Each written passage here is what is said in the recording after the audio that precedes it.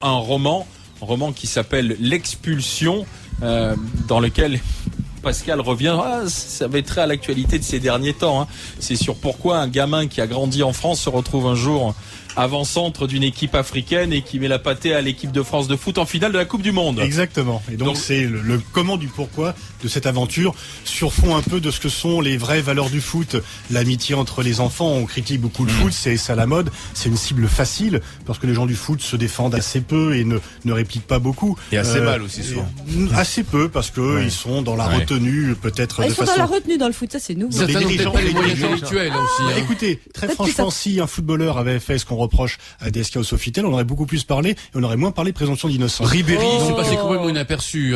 C'est passé inaperçu. Ribéry, on a parlé que ça, Patrice. Il continue à jouer, il n'y a aucune sanction. Il n'y a pas de sanction. Écoutez, s'il fallait Aucune. que... C'est une prime à la zézette, excusez-moi. Mais s'il fallait que tous les dirigeants d'entreprise et tous les hommes politiques qui sont allés aux putes démissionnent, il y aurait de la place. Non, franchement, on en fait beaucoup plus sur le foot Aux et sur le États-Unis, reste. il n'aurait pas démissionné. Non, Ribéry, il aurait été suspendu, il aurait eu une amende, mais il aurait repris parce que ils sont mineurs, mais bon. Enfin bref, en tous les cas, c'est vrai on parle beaucoup des scandales du football avec Ribéry, alors qu'on en a pris avec DSK. Voilà, on parle beaucoup des scandales du football, et moi j'ai voulu montrer ce qui est le quotidien du football, c'est-à-dire vous allez tous les week-ends sur tous les terrains de France et de Navarre, et c'est ça les vraies valeurs du foot, c'est l'amitié entre les gamins. Et on parlait tout à l'heure de l'école. Eh bien, dans un monde où de plus en plus, selon où vous habitez, vous allez dans une école qui a bonne ou mauvaise réputation, ou selon l'habitat, selon l'école, il y a de plus en plus de ségrégation. Très souvent, dans la vie, le club de foot est encore l'un des rares endroits où, quelle que soit l'origine sociale et l'appartenance ethnique, les gens sont ensemble. À condition de ne pas être arbitre. Simplement parce que Quand on fait la souffrance des arbitres au football qui sont humiliés, moi j'ai un ami qui était arbitre,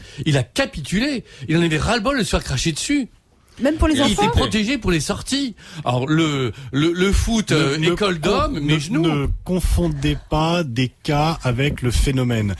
Il y a des prêtres pédophiles, c'est pas pour autant qu'on va condamner toute l'Église. Facile.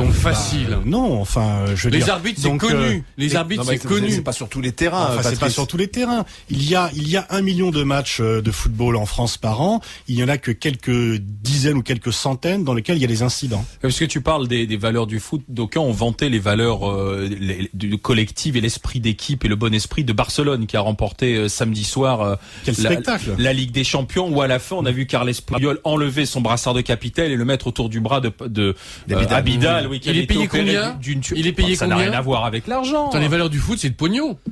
Pour moi, c'est ça le foot. Non, mais vous parlez du football professionnel. Moi, je vous parle du football quotidien avec des enfants, des amateurs qui jouent. Football de quartier. Et puis, d'ailleurs, c'est très intéressant de réflexion sur pourquoi on reproche aux footballeurs leur salaire et pas aux artistes de cinéma, aux chanteurs. Pareil. Donc, bon, voilà, non, pas du tout. On reproche jamais à un golfeur de gagner beaucoup d'argent. C'est qu'en fait, le football vient d'un milieu populaire. On lui reproche sa réussite. Non, c'est un milieu très claquant quand même. La façon dont ils claquent les joueurs de foot, la façon dont ils sont comportés, avec beaucoup d'arrogance, par exemple, même vis-à-vis de leur Ils n'ont pas public. l'élégance des riches. Non, mais les grandes équipes, je veux dire, ceux qu'on voit à la télé, les Alors, médiatisés. on peut dire que certains ont des comportements de nouveaux riches parce que ce sont pour moi, effectivement... Olivier. Non, ils n'ont pas l'élégance des riches. Moi, je pense qu'on leur reproche. Parce qu'on leur reproche effectivement leur bling bling, etc.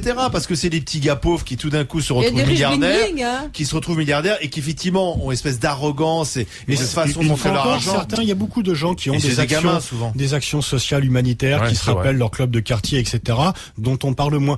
J'ai pas une vision bisounours du football. Il y a des excès, notamment dans le football professionnel. Il faut pas dire que tout va bien, mais en même temps, critiquer l'ensemble. Dérive quand même. Ah bon? Le rugby est beaucoup plus sympathique, le tennis, la natation. Enfin, moi, je trouve tous ces sports beaucoup plus sympathiques. La natation, c'est pas un sport d'affrontement. Non, effectivement, c'est parce que le football, le rugby, le football, c'est le sport le plus populaire. Le football aussi.